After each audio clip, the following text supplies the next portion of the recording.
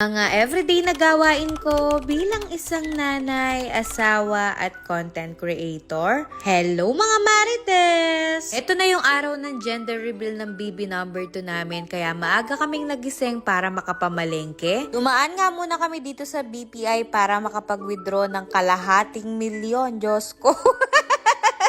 O, wag kang magpapaniwala sa akin. Mayabang lang talaga ako. Sa totoo lang yan, inutang ko lang yung pang gender reveal kong yan.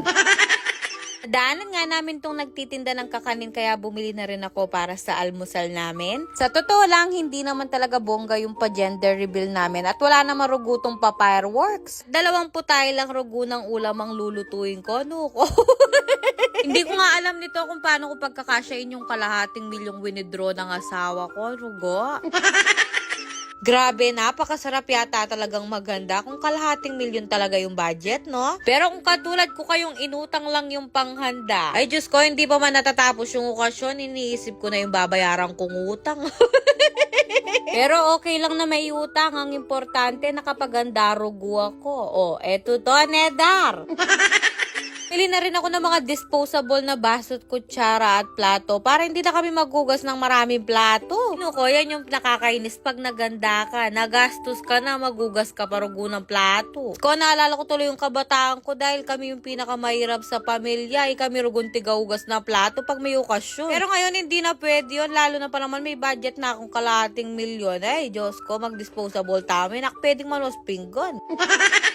Kaanan ko nga itong nagtitinda ng tilapia kaya bumili na rin ako, pandagdag handa na rin at pangpulutan. Matagal-tagal na nga simula nagpunta ako dito sa palengke dahil nga naging maselan yung pagbubuntis ko, yung asawa ko na yung namamalengke. Kaya ngayon habang namimili ako, nabibigla ako sa mga presyo at kinakabahan nga ako baka magkulang tong dala kong kalahating milyon, Diyos ko.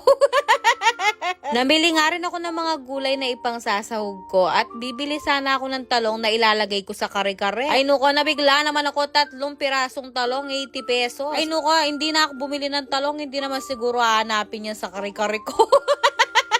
Siguro naman hindi naman sasabihin ng mga bisita kung bakit wala kayang talong yung kare-kare niya.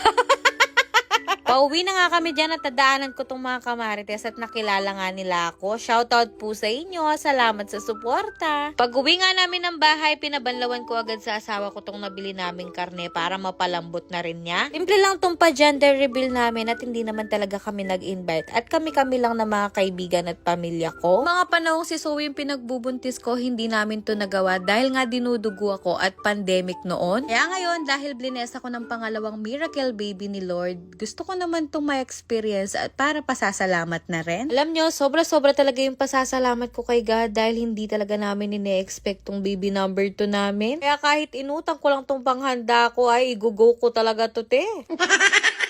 Hanggang dun na muna at bibitinin ko na muna kayo. Salamat po sa panonood.